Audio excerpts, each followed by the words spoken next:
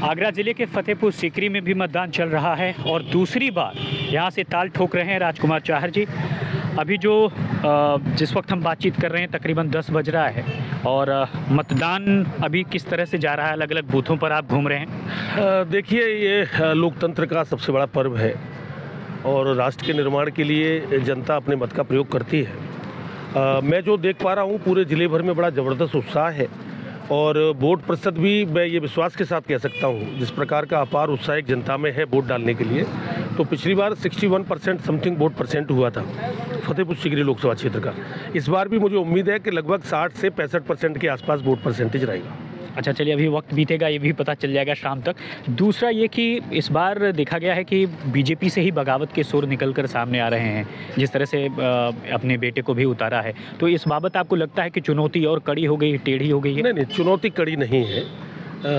एक देश भर में आप देखिए कि एक तरफ राष्ट्रवाद, एक तरफ परिवारवाद। तो देश भर में जो परिवारवादी पार्टियां हैं वो चुनाव लड़ रही हैं, जितनी भी, चाहे कांग्रेस पार्टी सहित जितने भी अन्य दल हैं, आप देखिए सब परिवारों की पार्टियां हैं। तो हमारे यहाँ भी एक विधायक जी हैं, वो अपने पुत्र मोह में अपने बेटे को लड़ा रहे हैं। तो लेकिन आम जनता है, सब जानती है, पब्लिक है, सब जानती है कि वो लड़ किस लिए रहे हैं। भारतीय जनता पार्टी ने उनको सांसद भी बनाया, भारतीय जनता पार्टी के वो वर्तमान विधायक भी हैं। अपने पुत्र को वो पुत्र मोह में चुनाव लड़ा रहे हैं, लेकिन जनता सब समझ रही है। ठीक है, कोई वोट। राजकुमार जी, अभी जो इंडिया गठबंधन है रामनाथ सिंह सिकरवार, और एक लगता है आपको कि चुनौती मिल रही है इस वक्त? नहीं, कोई चुनौती नहीं है। देखिए, मैं आपको एक बात बताऊँ कि पिछली बार भी रामनाथ जी यहाँ से चुनाव लड़े थे कांग्रेस पार्टी से, खेरागढ़ विधानसभा से। हमारे प्रत्याशी भगवान सिंह कुशवाहा जी 36,000 वोटों से जीत के गए थे। कभी भी इस तरह का माहौल क्रिएट करके कभी चुनाव नहीं जीता जा सकता। कांग्रेस पार्टी के पिछली बार राज बब्बर जी चुनाव लड़े थे, कांग्रेस के प्रदेश अध्यक्ष। 2000 वोट से उनकी जमानत बची थी। आप देखिएगा चुनाव परिणाम, कांग्रेस पार्टी समाजवादी पार्टी के प्रति किसी में भी वोट डालने की इच्छा नहीं है, कोई नहीं चाहता कांग्रेस पार्टी को। तो भारतीय जनता पार्टी पिछली बार भी यहाँ लगभग 4,96,000 मतों से हम लोग जीते थे और इस बार भी मोदी जी को तीसरी बार देश का प्रधानमंत्री बनाने के लिए। मोदी जी से याद आया कि उन्होंने एक लेटर भी लिखा था यहाँ की जनता को, और योगी जी की रैली वगैरह भी यहाँ पर कुछ हुई थी या ऐसी कोई बातचीत थी। तो अमूमन एक तरह से एक कहा गया कि क्षत्रियों का एक वर्ग काफ़ी ज़्यादा नाराज़ चल रहा है, तो रामनाथ सिकरवार के उतारने से कुछ ऐसा हो सकता है? देखिए, मैं यही कहूँगा, सबका साथ, सबका विकास, सबका विश्वास। ये कोई जाति का चुनाव नहीं है, न किसी गोत्र का चुनाव है। सभी जाति, सभी समाज मिलकर जिसको वोट देता है वो चुनाव जीतता है। मेरे साथ सभी वर्ग हैं और भारतीय जनता पार्टी के साथ सभी वर्ग हैं। तो और राष्ट्रवादी जो लोग हैं वो निश्चित रूप से देश को देखते हैं। जाति की बात चलती है लेकिन आगे नहीं बढ़ती। तो मैं तो यही कहूँगा कि राष्ट्रवाद और देश जीतता है, जातियाँ बहुत छोटी चीज़ होती है। चलिए, पहली बार यानी अगर मैं बात करूँ 2019 में 4 लाख से ज़्यादा वोटों की बुलंद जीत थी और आपको याद होगा तो उत्तर प्रदेश की 80 लोकसभा सीटों में गाज़ियाबाद में 5 लाख से ज़्यादा वोटों से वीके सिंह जीते थे और दूसरे ऐसे शख्स राजकुमार चाहर थे जिनके वोट जो है 4 लाख से ज़्यादा का मार्जिन था।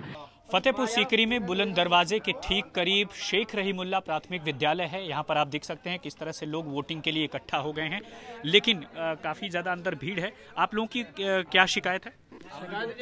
बोलो, मशीन चालू नहीं है। जब 8 घंटे 1 घंटे भर हो गया खड़े हुए हम लोग 6:30 बजे खड़े हुए हैं और 59 नंबर में वोट डाल रहे हैं। 58 नंबर अभी तक बंद है और 8 बज गए। 58 बंद है। अभी हमें 1 घंटे से ऊपर हो गया यहाँ लाइन में लगे हुए।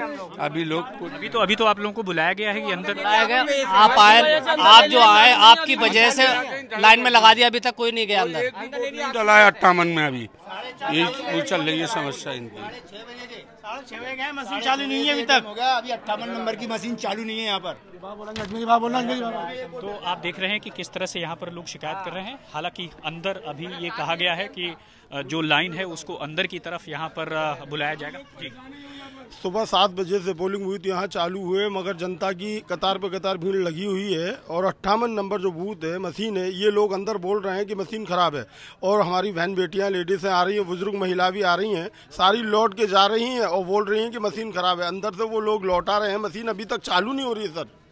नहीं, अंदर तो अभी बुलाया गया, लोगों को कहा गया लाइन लगा। जब आप लोग देखा कि इंडिया आज तक आया हुआ है तो आप लोगों को देखकर उन्होंने एक खलबली सी पैदा हुई और जल्दी से उन्होंने कहा अंदर आइए, अंदर आइए। तो अभी भी आपके सामने लाइन लगी है मगर वोट नहीं डल रहा है। 58 नंबर मशीन अभी भी खराब है।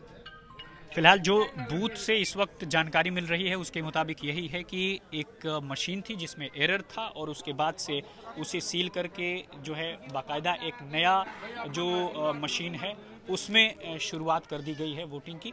और आप देखेंगे कि किस तरह से यहाँ पर जो पुलिस के तमाम जवान हैं वो भी मौजूद हैं ताकि किसी भी तरह की कोई स्थिति कम से कम लॉ एंड ऑर्डर को चुनौती देते हुए न दिखाई दे और शांतिपूर्ण मतदान यहाँ पर हो सके।